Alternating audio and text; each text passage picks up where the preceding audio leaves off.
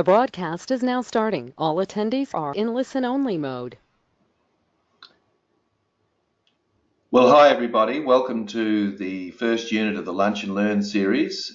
My name's Tim Baker and I'll be working with you over the next several months in relation to the program. So congratulations on registering. I'm going to do a sound check to first help you familiarise yourself with the system as well.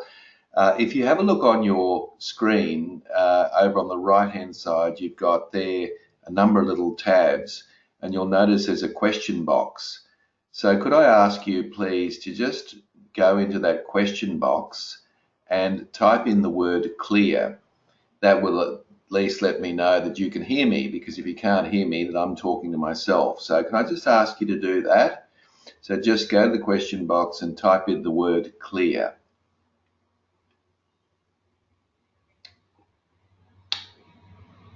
Thanks, Jamie. Thanks, Leslie.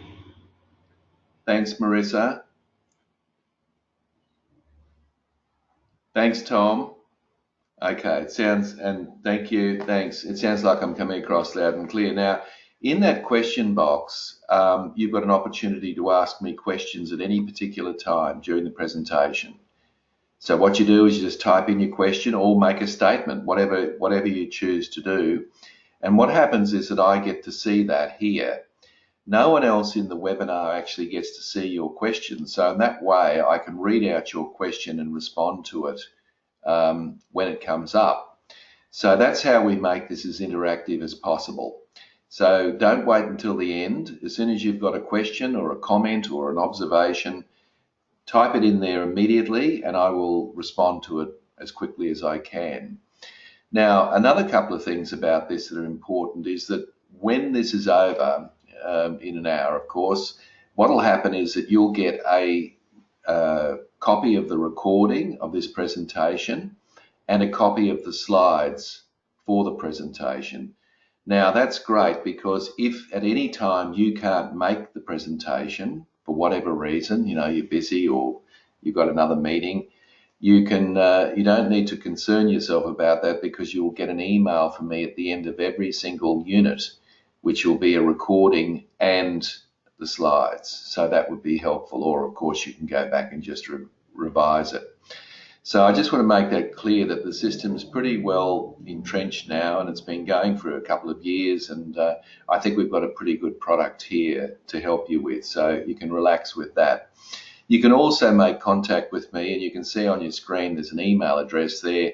At any time you'd like to make contact with me, talk to me a little bit further about some issue in relation to leadership, I'm also all ears as far as email is concerned. So you've got contact with me, and I'd recommend that you use that wherever possible. All right, so let's launch into the topic today, and what this will come up, there's often a bit of a delay, but this should come up on your screen very shortly. Taking a little bit of time.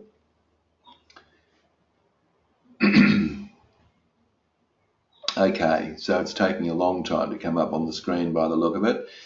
But anyway, I just want to run through the units that we're actually covering in the Lunch and Learn series, so that you've got a little bit of an idea as to how that might operate.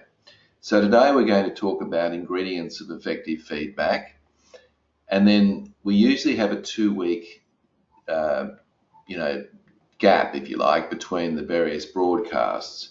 So on Unit 2, which will be in 2 weeks' time, of course, I'll get you to complete a profile. So one of the things I'll be sending out to you maybe not this afternoon, but certainly early next week, will be a link to complete an influencing capabilities profile, so that when you come to the next meeting, you've got an opportunity to be debriefed on that. Then Unit 3, we're looking at optimizing team performance. So how can we get the very best of the people that you lead? What are some of the things that we need to be aware of? And in Unit 4, we'll look at getting the very best out of the people that you lead. And what I'm proposing to do there is to talk about some of the reputable motivational theories that are out there and to assist you with that. In Unit 5, there'll be another diagnostic to complete, but this will be a paper and pencil one. And the paper and pencil diagnostic is about understanding people and their personalities. So you'll get a little bit of an indication of your own personality type, of course, but also it'll give you a chance to start thinking about some of the people in your team and what sort of personality they might bring to the job with them. And the final unit we look at in Unit 6 is the facilitating effective meetings. So obviously, as a leader, if you're not doing it now, you will at some point need, of course, to be running meetings.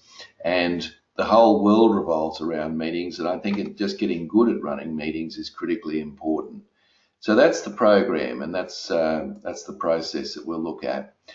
By the way, I just want to check, is the screen coming up? Could you just, could somebody or several of you type in there, are you seeing the screen at your end? I'm curious to know, because according to my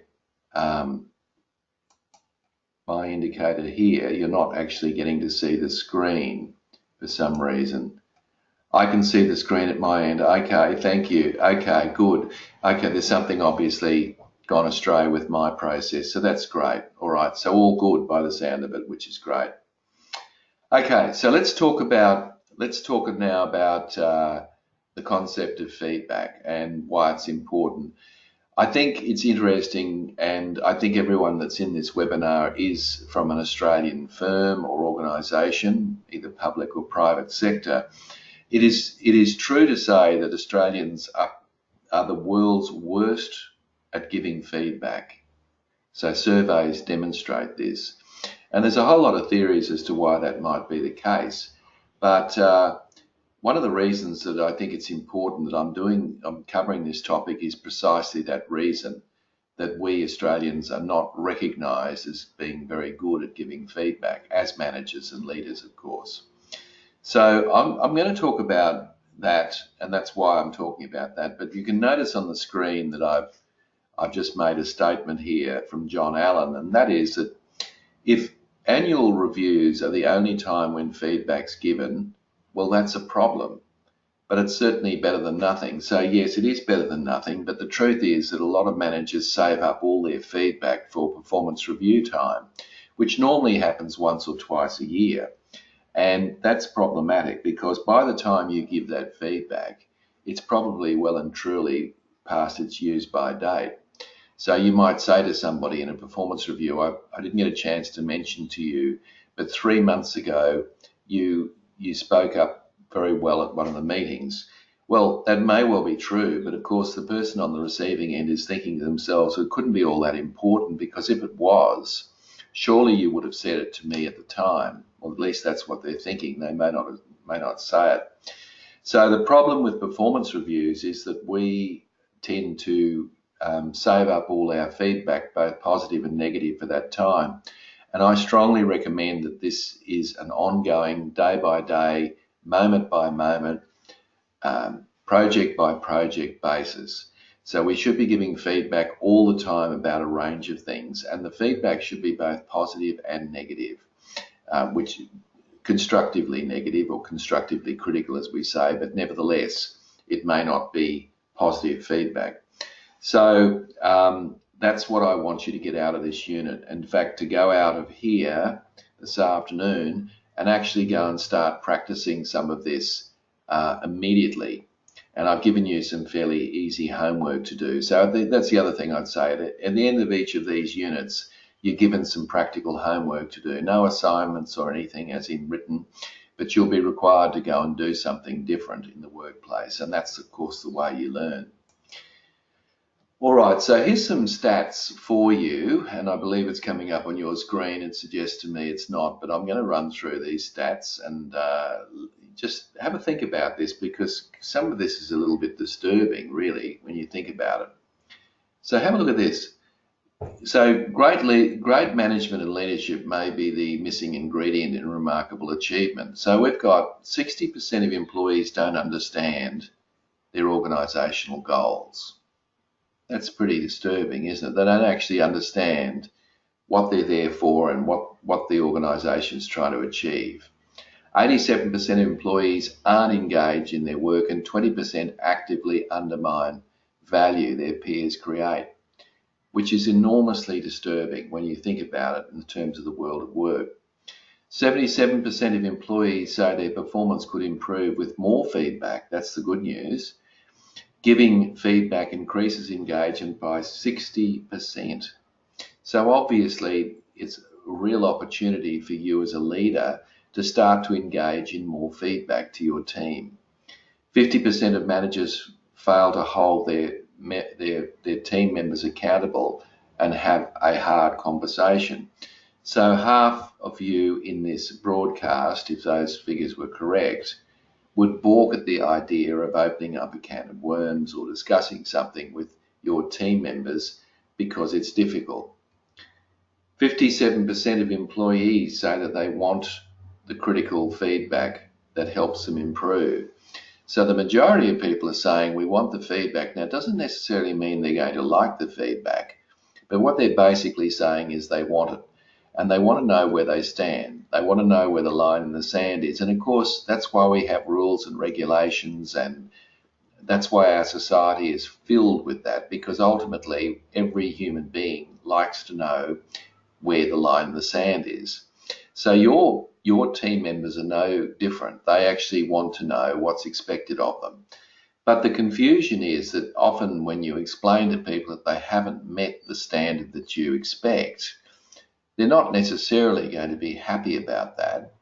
But the misunderstanding might be because they're unhappy about it, they don't want to know about it. But they do want to know about it, but they can still be unhappy about it. So think about it that way. Now, this little chart here is very interesting because what you're seeing on your screen is that and this is from a survey of employees, if you only receive strength-based feedback, that is positive feedback. So let's say that someone only receives positive feedback, then you are likely to have a fairly engaged group of team members, or a team, group of team members, because they're receiving feedback, albeit it's all positive. Now, what's interesting about this, if they only receive critical feedback, there's lesser level of engagement, but still a reasonable level of engagement. And what's interesting about this is the third chart. People who receive no feedback reported that they were disengaged. So in other words, it's unavoidable. If you want engaged team members, then you need to be giving regular feedback about a whole range of things. And whether that feedback is positive or negative isn't as important as whether or not they're receiving feedback. So the important point here is that we need to give people feedback. Ultimately, that's what it means. So food for thought. I just wanted to set the scene before we moved into the how-to and give you some tips and hints that I know work from my own experience. All right, so here's a little bit of information that you might find rather interesting. Roughly by a margin of 3-1, employees believe that constructive feedback does more to improve their performance than positive feedback. So again, there are people who are saying that they want feedback, whether it's negative or positive, they want feedback. So that becomes really important. But the interesting point, or a couple of points about that, is that the secret of having employees listen to your feedback is ultimately whether or not they respect you, right? So if they don't respect you, you can give the most eloquent, timely, thoughtful, private feedback, and it won't make a jot of difference in terms of influencing their behaviour if they don't respect you. So respect is critically important, but here's the paradox. If you don't give people feedback, you won't get respect. But of course, just because you're giving feedback, you may not just, there might be other factors involved than just the fact that you're giving feedback in terms of whether they respect you or not. So obviously respect is earned, incredibly hard to get, and it requires a lot of authenticity. At the end of the day, if you want to be respected, and you should want that, then the key is to be authentic, be yourself. And I think that the key thing is if you're genuine, authentic, transparent, genuine, all of those key words, then people will respect you. Now, whether they like you or not is another matter, but your job is to be respected, not necessarily liked. And it's very rare for me to find people that are respected and liked, actually, much rarer than you might think. So if you had to err on the side of respect and liking, you definitely want to err on the side of respect. Now, what this means in practice is that you could have you could say exactly the same thing to two different people and get two different outcomes. So in other words, because one respects you and one doesn't, then you're likely to get one who decides to take it on board and consider change, and the other one who decides not to because they don't have a professional working relationship with you or they don't respect you. So you can see that respect is critically important in all of this. And I think if you adopt a lot of the learnings from the Lunch and Learn series, you'll find that you'll gain, quite a deal of respect if you haven't already got it. So by all means, ask any questions you've got as we go. But what I want to do now is talk a little bit around expectations. I think, you setting expectations in the workplace is enormously complicated. It isn't a simple matter. And I want to demonstrate that to you because when you're laying down your standards, your expectations of people, there are 7 key questions that need to be answered. Now, you don't do this in a very conscious way, but have a think about this.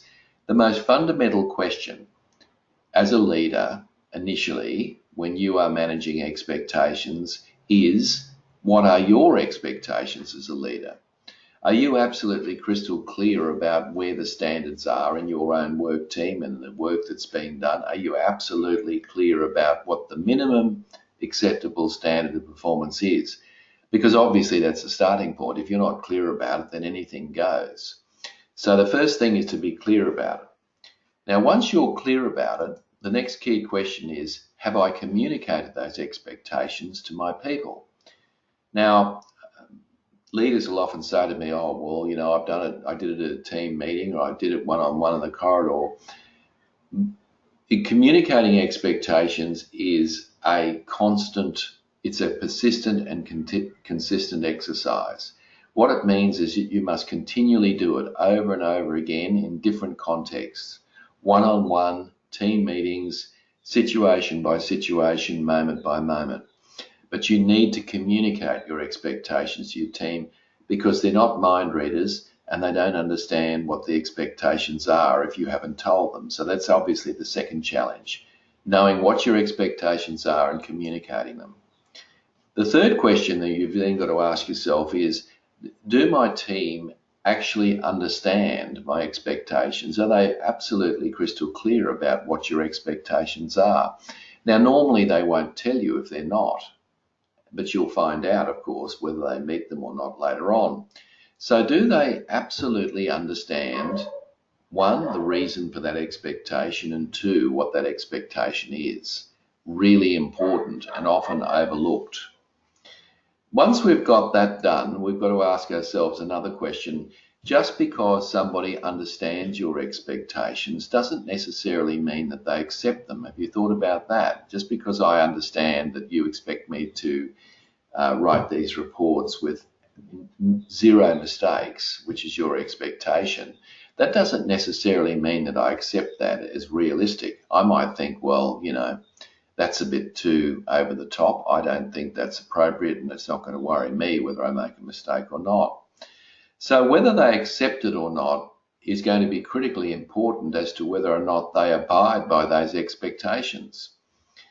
Then the 5th question that we've got to ask ourselves amongst all this is, are they actually committed to meeting those expectations? Just because you've explained to people what your expectations are doesn't necessarily mean that they are committed to meeting them. You might assume that they are, but that doesn't necessarily mean that they are. And I think one of the very best things that you can do when you've explained to people what the expectations are is to actually say to that person, can I get your commitment to meet this expectation? Or can I get your commitment to meet this deadline? And look them in the eye. And what you're waiting for, of course, is a nod or a grunt or a yes. Now, if you get a nod or a grunt or a yes, then clearly they are committed to those expectations. And of course, you can hold them accountable for that as well. So I think sometimes leaders don't actually overtly get team members to commit to an expectation, and that can be problematic as well. So once we've done all that, it's not the end, because the sixth question we've got to ask ourselves is, do my team members know how they're performing against those expectations? So have you been giving persistent, regular feedback on whether people are actually meeting your expectations or not? Really, really important. So they need to know, and this of course is what feedback is about, how they're traveling against your expectations. Are they exceeding it or are they not? They need to know that. And then the very final question in all of this is, am I supporting my team members to achieve these expectations? Your organisation has got constraints in it that perhaps may prevent people from actually meeting expectations. And your job is to, wherever you can, remove those barriers so that people can meet those expectations. For example, your people may have several different priorities or balls juggling in the air at once, and you're giving them another thing to do, and they're in a dilemma about which one to tackle first, right? So by not discussing that with people and clarifying what the priorities are, they may choose to put your task into the too hard basket and disappoint you. So your job is to support them as much as you can. So you can see that this is enormously complex. It's not just a simple task of you blurting out your expectations of people and just hope that they run with it. You've actually got to consider, if people aren't meeting your expectations, where it's falling down. Which of those 7 questions perhaps is not being answered in the affirmative, and work it through that way. Anyway, it's worth thinking about. Now, I'm going to share with you a number of key factors that I think are critically important for you when you do give feedback to people. So one of the key important times, or one of the key characteristics of effective feedback, is actually your timing. And what I mean by that is that the key time to give feedback is immediately after the event. And normally it is an event, or normally it is a behaviour that's been exhibited, and that's the feedback that you need to give. So I realise this isn't that simple, because you might be in the middle of something, or they may be rushing off to a meeting or something, and it's very difficult and not always as easy as it sounds to be giving people regular feedback straight after the event. But the rule of thumb is as quickly after the event as possible. Now, why would that be the case?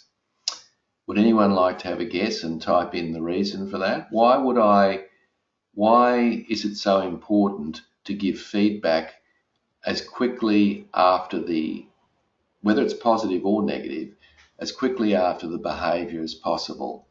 Why would I do that? What's the point of that? Can anyone just type in a couple of reasons so that I can see that you're on the same page as me? Why can't we delay it for a week? Why can't we delay it for 2 weeks? Why can't we, okay, we've got one here that says that Tom says it's fresh in the mind of the person. Yeah, absolutely. That's one of the reasons. Because obviously the critical incident or the event has occurred, it's much easier, of course, to make reference to that when you're giving that feedback. And that's both positive or negative.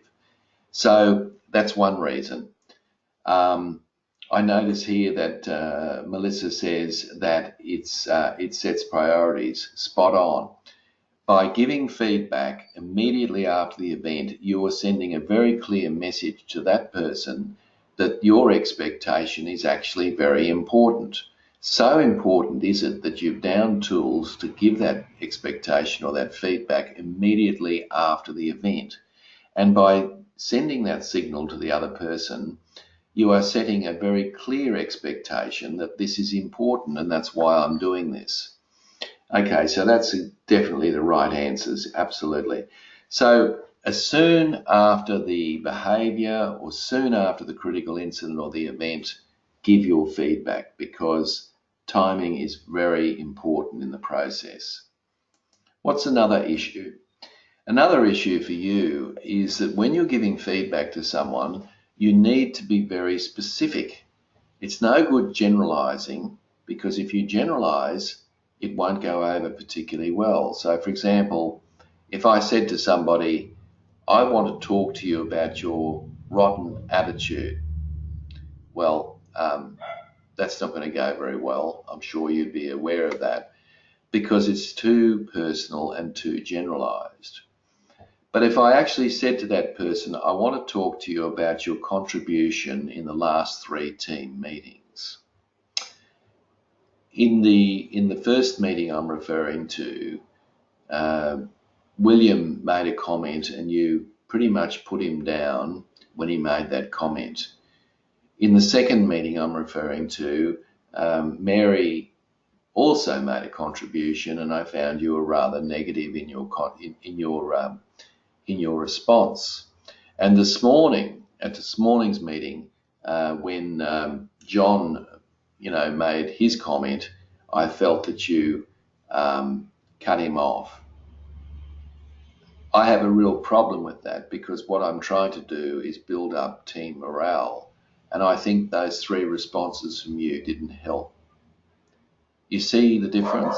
Now, of course, the person on the receiving end may not like that, but at least I'm talking about critical incidents, I'm being consistent, and I'm explaining to them what it is that I need them to do or not do.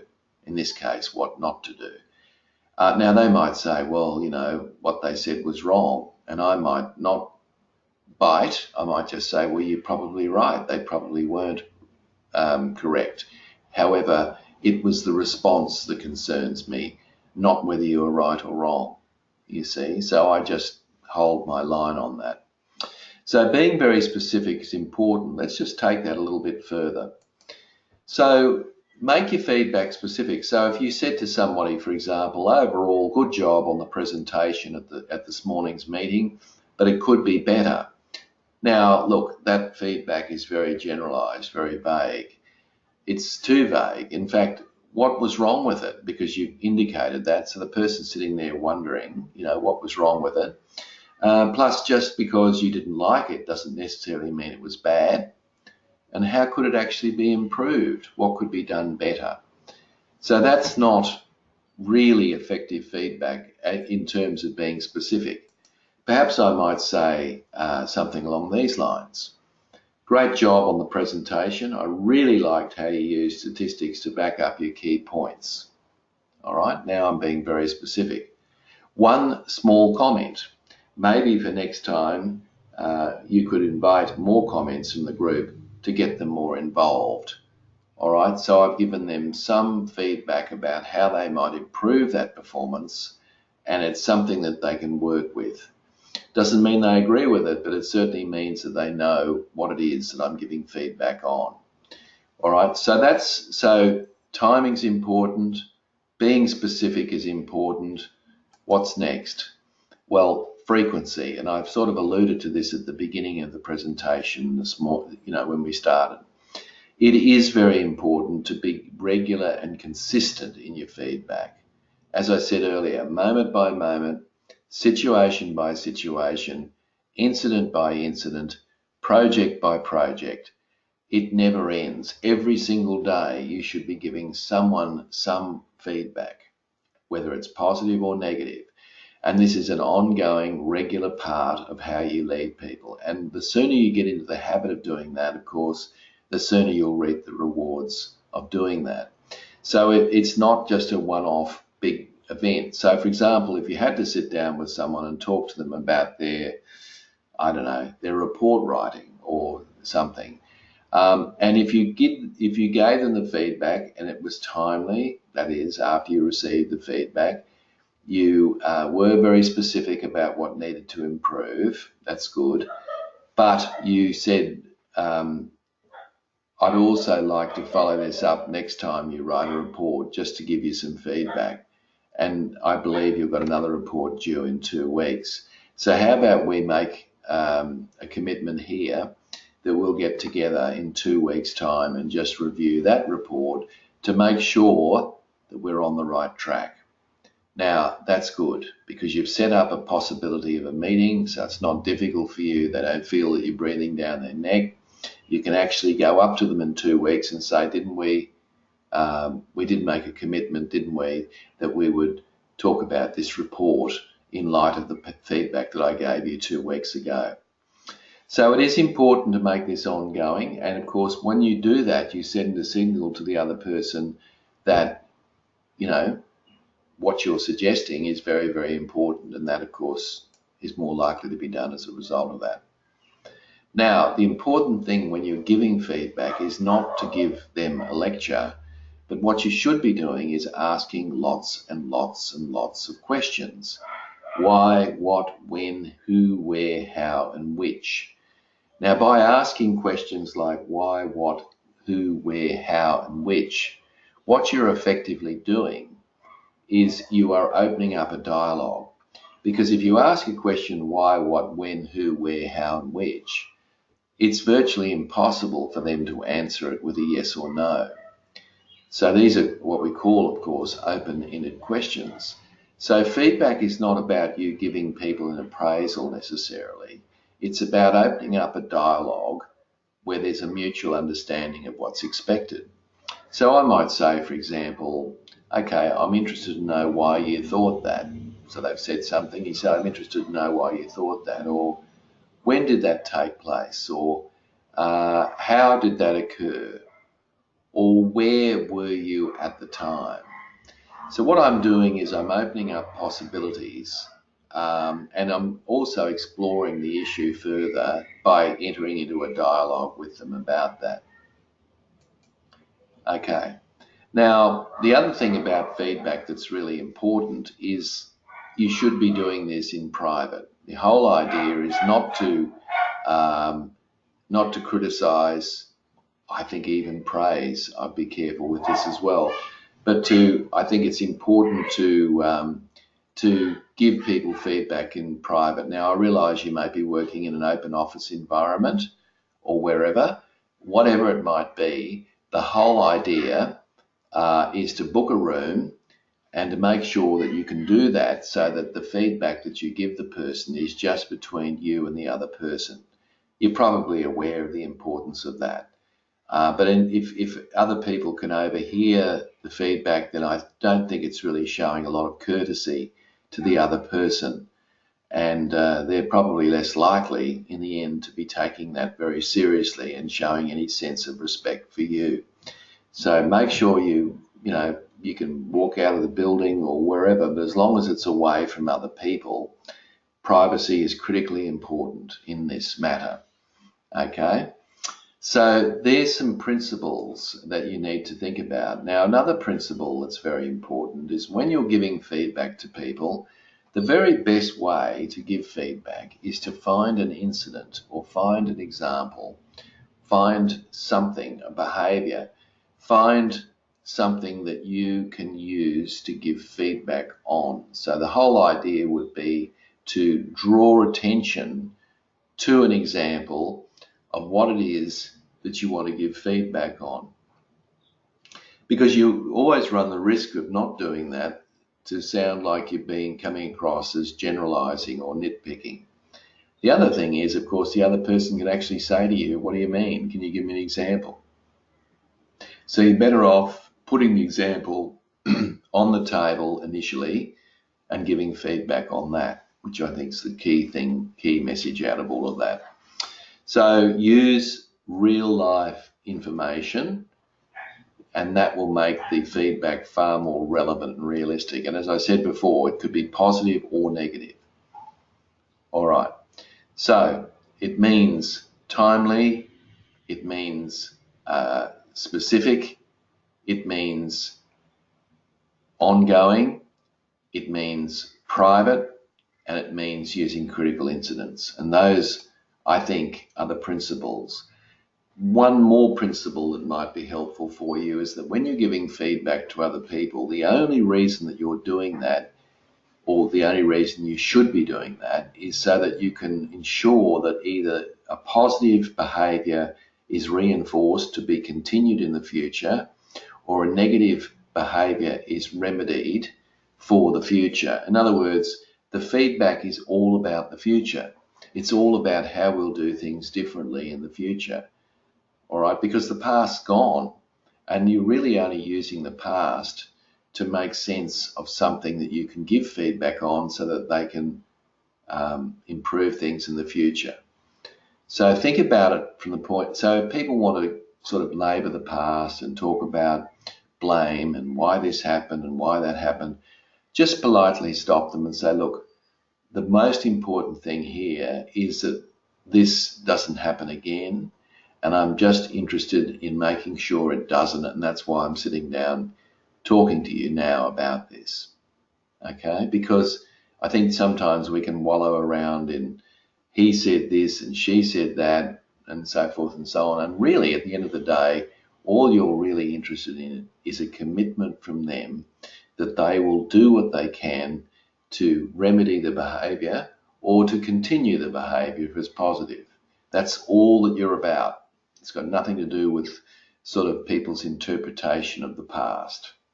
Okay, so let's now talk about other issues that might help you in this whole notion of feedback. Feedback is not about arguing. This is not a confrontation, and it shouldn't be a confrontation. And if it is a confrontation, it's probably because you've lost your cool, putting aside what the other person's doing, because obviously if you've lost your cool, then it clearly is a confrontation. But I think one of the very best things you can say to people if they want to argue with you is to simply say, look, I refuse to argue with you about this. Okay, now if you say to someone, I refuse to argue with you about this, guess what? It's very, very hard for them to argue with you about that, isn't it? Because you've decided not to argue. It's your choice about whether you argue with someone. Now, the other thing you can say to someone at this point is, let's agree to disagree. Let's agree to disagree. So if it's a relatively minor matter and you want, there's a far more substantial thing that you want to talk about, just say to the person, look, we'll just have to agree to disagree, and then you move on. So avoiding arguments and confrontation obviously is important. Focus on performance, not the person. At the end of the day, all you're interested in is the behaviour of the person, not the person. So keep focusing on the behaviour that you expect in the future, and don't sort of be accused of attacking the person. So focus on the performance. Thirdly, as I said earlier, the whole notion is to try to change behaviour in the future or to reinforce positive behaviour for the future. That's all we're doing here. And I think it's good to remind yourself of that the focus is very much on change, very much on what's going to happen next time, not so much what's happening this time. Well, I use this time as an example to point out what has to change perhaps for next time. Now, in these feedback sessions, try to keep them fairly balanced. I mean, the person shouldn't come out completely deflated no matter what it is that you're giving feedback on. I mean, in some sense, they've got to have some hope. And I think that one of the best ways of doing that is to identify their strengths as well. So in other words, give them some positives to think about as well. Now, at the very least, you can say to somebody, look, I'm very confident that you can do this. Because if you're not confident that they can do it, then why are you bothering with the feedback? So you're being quite genuine. And that in itself is a little bit of positive reinforcement. So, you still be very direct about what it is that you want changed. But at the end of the day, you don't. It's not about just beating them to a pulp. Obviously, it's about giving them some hope as well that the change can be made. And after all, you're part of that change process as well, to support them in the change process.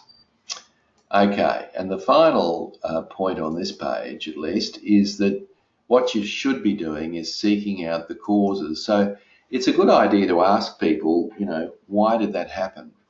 Because sometimes the assumption that you make isn't actually complete. And sometimes the other person can give you, so for example, if something hasn't been, let's say a deadline hasn't been met. So a person hasn't met a deadline, but you're not aware, you are after they tell you, but you're not aware that somebody hasn't given that person timely information to be able to put together that, that report or whatever it is.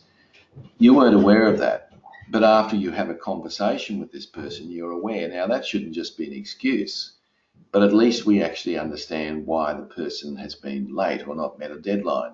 It's because somebody else didn't supply them with information at the time, you see. So sometimes it's good to talk through and not make an assumption about why somebody's doing something or not doing something. Often there's a reason behind it that you may not be aware of. And of course, if you have a conversation with people, you can be aware of what that might be. All right, so let's just now talk about some difficult conversations that you have to have with people. These, of course, are the most unpleasant, and these are the ones that are often avoided by managers, that they often don't deal with it for the simple reason that it's painful, I guess. But the reality is, if you're a leader, and you are because you're in the Lunch and Learn series, or if you're a budding leader, you will at some point in your career have to sit down and give people or have a conversation with someone about their poor performance. You can avoid it all you like, but ultimately you will have to do it. So the question is, how do I deal with that? Well, here's a couple of key points that might help you. When you have to pull someone aside for poor performance, what you need to do is get straight to the point. It's not about some idle chit chat or whatever and trying to put them at ease. The bottom line is they're not at ease, because the fact that you've called them away and you're giving them feedback in private, they're obviously very anxious to know what's going on. They might not know what the feedback is, but they're anxious to know. So putting people at ease and not getting to the point is not good. That certainly might be fine in a social situation, but certainly not when you're giving feedback about poor performance. The first words to come out of your mouth should be to explain the purpose of the meeting. Now, I often think that it's a good idea to get pen and paper out and just to try and craft the first sentence or two that you are going to say or express in this meeting. Because if you get that wrong, the whole conversation is likely to go downhill from that point on. So how are you going to broach this subject with this person?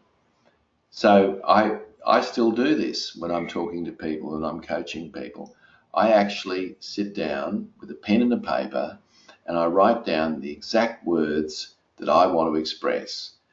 And then I look back at it, I make amendments. So by the time I'm in that meeting, it's quite a comfortable sentence or two to express because I've thought about it. So there's a tip for you that might be helpful. Another key thing is that after you've explained the purpose of the meeting and after you've given them an example of what it is that you want changed, then bite your tongue until it bleeds and allow the other person to talk. So you're off the hook essentially at this point because you now allow the other person to elaborate. And in fact, what you need to do is encourage them to elaborate. All right, so, such as, what do you mean by that? Can you tell me more? And your job through all of that process is just to sit there and listen and retain eye contact. Now, if you do that and you don't interrupt them as they're speaking, you'll find that the meeting will go a lot better. But let's say they say something that's actually factually incorrect and is quite provocative. Shouldn't I interrupt them at that point? No, you let them go. And then at the end, you can say to them, look, there's just a couple of key points that you raised there that I'd like to address before we move on. You see? Now, if they interrupt you, you can then say, well, look, I gave you the courtesy of an opportunity to speak without any interruption. Please give me the same opportunity. You see? So you've got some credibility by not interrupting people. You allow them to speak. Irrespective of what it is that they're going to say, you do not correct anything until the end of it. Okay. Another key thing, and I guess this is what I'm alluding to, is that it's really important to bite your tongue until it bleeds. The whole idea is not to interrupt somebody. Give them the courtesy and the respect to be able to comment on what it is that you want to talk to them about. Because you want it to be a two-way conversation. You'll notice the word conversations there. Conversations imply two-way, and that's exactly what it is. It's a two-way conversation. So, hear what they have to say and encourage them to elaborate on what they're going to say. And by doing that, you're actually getting them completely engaged in the conversation, which is precisely what feedback is. It's a tool of conversation. It's not about you laying down the right, giving them the right act, or it's none of that. It's not about that. This is about a two-way conversation between you as the leader and your team member about an area of poor performance that needs to be improved. That's what it's all about. Okay. So what I'm going to do now, if you've got any questions, what I'd like you to do is to type them in the question box. Any observations, any comments or whatever, please do. And I'm just going to broach someone's question here. Mark asks, how do I calm another person down who is speaking in a raised voice? Okay, that's a good question, Mark. Sometimes it's interesting that these things don't always go to plan, I guess, and we often think the worst. But what I suggest you do from a feedback perspective is someone is jumping up and down or raising their voice, please make sure you're not raising your voice. So the last thing you want to do is to raise your voice to match their voice. That is not going to end well. So the thing is just to talk in a calm, collected fashion, sit back, take a couple of deep breaths, and continue on your way. And if you're prepared to hold your cool, you will find the other person will have to calm down accordingly, because he or she is going to look a little bit silly if they're shouting and screaming at you when you're sitting there quietly and calmly and respectfully dealing with the issue. So that's the way. Now, I'm not saying it's easy, because you might feel that they're personally attacking you, and they may well be, but you've got to be professional. You've got to keep you calm. My suggestion is to do this early in the morning, get it out of the way, if in fact it can be done then, so that you're not sitting around all day stewing about how you might broach this subject with person A. Now, what about if they start crying? Mark didn't ask that, but there's another side of this, that if somebody actually starts bursting into tears during a meeting, what do you do? Now, what a lot of people do is they shut the meeting down. They think, well, this person's so upset, I really can't continue, so let's call the meeting over. Let's stop the meeting. The problem with that, of course, is that you've got to start up all over again, or you can avoid it.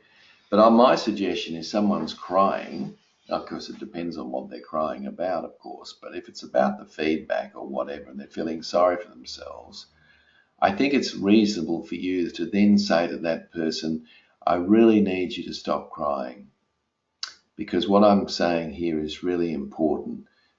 So can you do that for me, please? You see, so just ask them the question. And people don't ask that, but I mean, sometimes crying or shouting and screaming is actually a way of being a smokescreen to stop you pursuing what you should be doing anyway, which is giving this feedback. So try those tactics. They can work really, really well for you.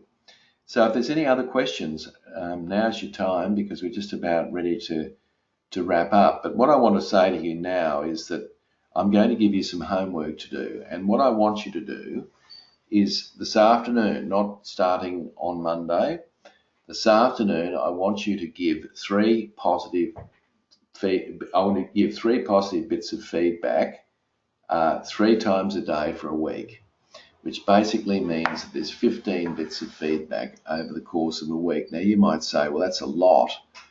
It's not really. Feedback doesn't have to go on for half an hour. It can be a comment in a corridor. It can be something that's said over lunch. It's not onerous, but I want to get you into this habit of actually giving feedback. And the safest and easiest feedback to give is positive feedback, because normally it's well received. Now, why 3? Well, it means you're probably going to need to go and look for an opportunity to give feedback. And some people say to me, oh, I can't find anything that's going. Well, you're not looking hard enough, because really the reality is, in your working area, in your team, there are undoubtedly 3 positive things that are occurring every day. So a bit of feedback could be just to say thank you to someone. I really appreciate the fact that you've done that. That's feedback. Okay, so it's not hard to do. But I want you to do that. I want you to come back to our next broadcast in 2 weeks' time with some war stories about what you noticed. And you'll be quite amazed at how positive your working environment will be just by you doing that. Okay, now, if you have to remind yourself, do a little reminder up on your computer screen, or put it on the notice board, or put it on your wrist, whatever works for you, to remind yourself that you mustn't go home at the end of the day until you've given 3 bits of positive feedback.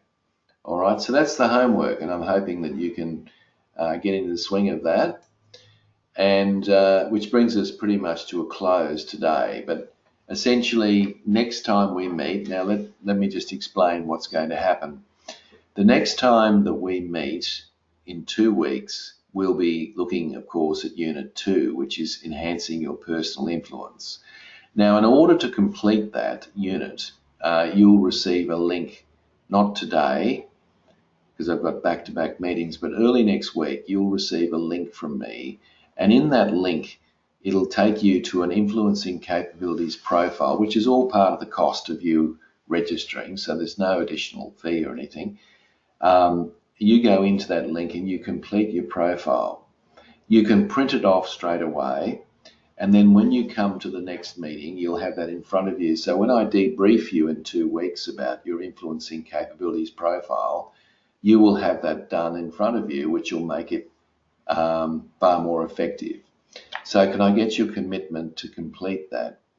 And if you can commit to doing that, that would be wonderful, because it'll make the session next time we meet even more powerful and effective. All right, so that's, and then of course we'll just keep going through the rest of the process as such. So thank you very much. I've enjoyed working with you on our very first webinar today, and as I understand it, some of you, of course, this is your very first webinar. So well done, you've survived the first one, and you've got another 5 to go, and you'll get into the swing of it fairly quickly.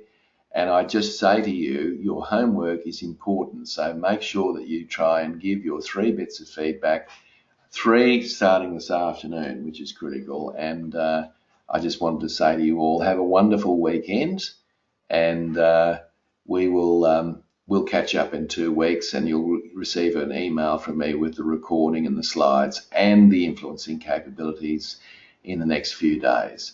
Thanks, everyone, and we look forward to catching up in 2 weeks. Have a wonderful weekend. Thank you and goodbye.